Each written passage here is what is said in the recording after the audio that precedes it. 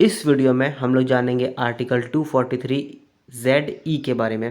तो ये आर्टिकल बताएगा हम लोगों को कि मेट्रोपॉलिटन प्लानिंग के लिए कमेटी जो बनेगा उसके लिए क्या क्या प्रावधान है। ठीक है, तो जितने भी मेट्रोपॉलिटन एरियाज़ हैं जैसे कि कोलकाता हो गया, दिल्ली हो गया, बेंगलोर हो गया, सॉरी आपका चेन्नई हो गया, ठीक है। तो ये सब जो एरियाज़ हैं यहाँ पर एक मेट्रोपॉलिटन प्लानिंग कमेटी का गठन किया जाएगा।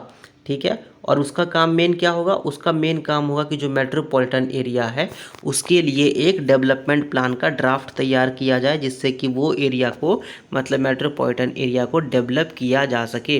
इसके लिए जो राज्य है, जो स्टेट है, वो अपना लेजिस्लेचर से, वो अपना लेजिस्लेटिव असेंबली से एक कानून बना सकते हैं जिसमें ये प्रावधान हो कि जो मेट्रोपॉलिटन प्लानिंग कमेटी है उसका कंपोजिशन कैसे होना चाहिए, उसमें क्या उसका एलिजिबिलिटी होना चाहिए। जो मेट्रोपॉलिटन प्लानिंग कमेटी के मेंबर्स होंगे, क्या वो सिर्फ सारे औरत होंगे या फिर सिर्फ मर्द होंगे, वगैरह वगैरह, जो भी मतलब आपका मन में आ सकता है। तो उसका कंपोजिशन के लिए कितना मेंबर्स होगा, 15 होगा, 10 होगा, 5 होगा, ठीक है, या फिर सिंगल मेंबर होगा। तो इस तरह का मेट्रोपॉलिटन कमेटी के लिए कंपोजिशन के लिए जो स्टेट है, जो राज्य है, वो अपने लेजिस्लेचर से कानून बना सकती है।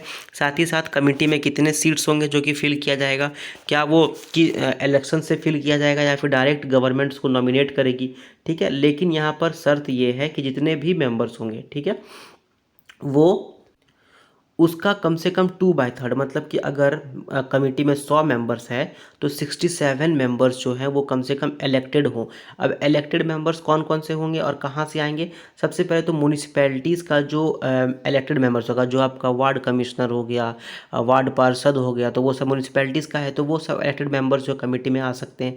या फिर जो पंचायत का चेयरपर्सन है वो सब कमेटी में, उसको इलेक्शन के थ्रू वो कमेटी में जा सकते हैं। ठीक है, और जहाँ तक पॉसिबल हो वहाँ तक जो पॉपुलेशन का रेशियो है, मतलब अगर 1 करोड़ पॉपुलेशन है म्यूनसिपैलिटी में और 10 लाख पॉपुलेशन है आपका पंचायत में, तो 10 मेंबर जो हो वो म्यूनसिपैलिटीज़ का हो और 1 मेंबर जो हो वो पंचायत का हो।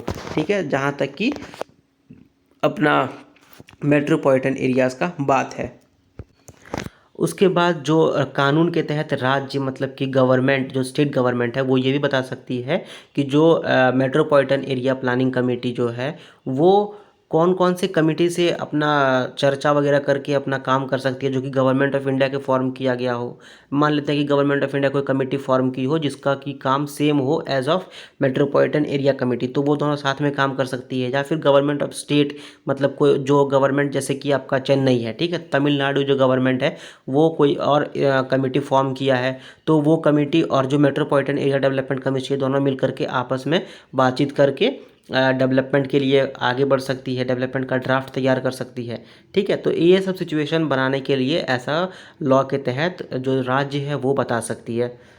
उसके बाद जो जो चीज़ें कमेटी को दिया जाएगा जिससे मेट्रोपॉलिटन एरिया का डेवलपमेंट हो सके और डेवलपमेंट के लिए जो प्लानिंग किया जाएगा उसमें कोऑर्डिनेशन हो सके, तो इन सब चीज़ों के लिए भी कानून के तहत बताया जाएगा कि क्या क्या करना चाहिए। ठीक है, और जो डेवलपमेंट कमेटी होगा उसका जो चेयरपर्सन होगा वो कैसे इलेक्ट किया जाएगा, क्या वो गवर्नमेंट नॉमिनेट करेगी या फिर कोई इलेक्ट करके वहाँ पर पहुँचेगा एज अ चेयरपर्सन।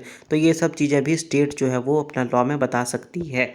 उसके बाद जब मेट्रोपॉलिटन एरिया कमेटी ड्राफ्ट बनाएगी डेवलपमेंट प्लान का, कैसे डेवलपमेंट प्लान करना है, तो उसके लिए हमेशा उनको ये ध्यान देना चाहिए कि जो म्यूनिसिपैलिटीज़ और जो पंचायत है, मतलब जो मेट्रोपॉलिटन एरिया में जो म्यूनिसिपैलिटीज़ है और जो पंचायत है, उसके द्वारा जो भी डेवलपमेंट प्लान किया गया है उसको मद्देनज़र रखते हुए, उस पर अमल करते हुए या उसको ध्यान में रखने के बाद ही जो कमेटी है वो मेट्रोपॉलिटन एरिया कमेटी जो है वो अपना डेवलपमेंट प्लान बना सकती है।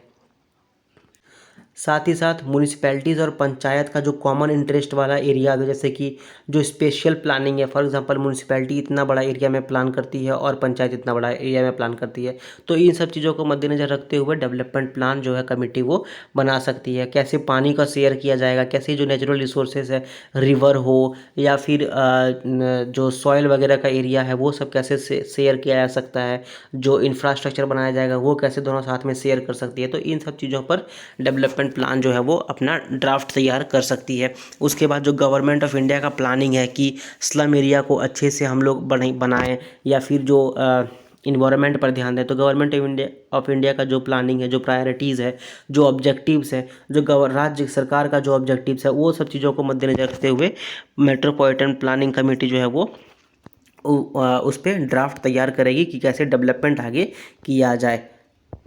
उसके बाद मेट्रोपॉलिटन एरिया जो कमेटी है वो ये भी ध्यान में रखेगी कि आगे आने वाले समय में कैसा इन्वेस्टमेंट हो सकता है। क्या वो इन्वेस्टमेंट घर के लिए होगा या फिर क्या वो इन्वेस्टमेंट इन्वायरमेंट के लिए होगा। तो इन सब चीज़ों को मद्देनज़र रखते हुए कैसे डेवलपमेंट किया जाए। उसके बाद जो गवर्नर है वो अगर बताए कि किसी किसी संस्थान, किसी organisation, for example collectorate office हो सकता है, क्या वो इंस्टीट्यूशन कोई संस्थान हो, जैसे कि कोई अगर एनजीओ काम कर रहा है म्यूनिसिपैलिटीज़ या पंचायत का डेवलपमेंट के लिए, तो उन सब चीज़ों के साथ अगर कंसल्ट करना हो तो ये गवर्नर ऑर्डर के तहत बता सकती है डेवलपमेंट प्लानिंग को। उसके बाद जो मेट्रोपॉलिटन आपका प्लानिंग कमेटी है उसका जो चेयरपर्सन है, उसका एक और मेन काम क्या होगा कि जैसे ही मेट्रोपॉलिटन प्लानिंग कमेटी डेवलपमेंट का पूरा ड्राफ्ट तैयार कर दी, तो वो चेयरपर्सन क्या करेंगे, उस डेवलपमेंट प्लान को फॉरवर्ड कर दिया जाएगा कहाँ पर, गवर्नमेंट ऑफ स्टेट पर, मतलब जो स्टेट गवर्नमेंट है उसके पास वो ड्राफ्ट फेंका मतलब दिया जाएगा, और जो स्टेट है वो उसको पढ़ के, उसको समझ के फिर उस पर अमल कर सकती है। तो ये था अपना आर्टिकल 243ZE, जिसमें से 243 उड़ गया, ZE रह गया। तो 243ZE यही था। मज़ा आया, आई होप कि ये वीडियो सुन के आपको मज़ा लगा होगा।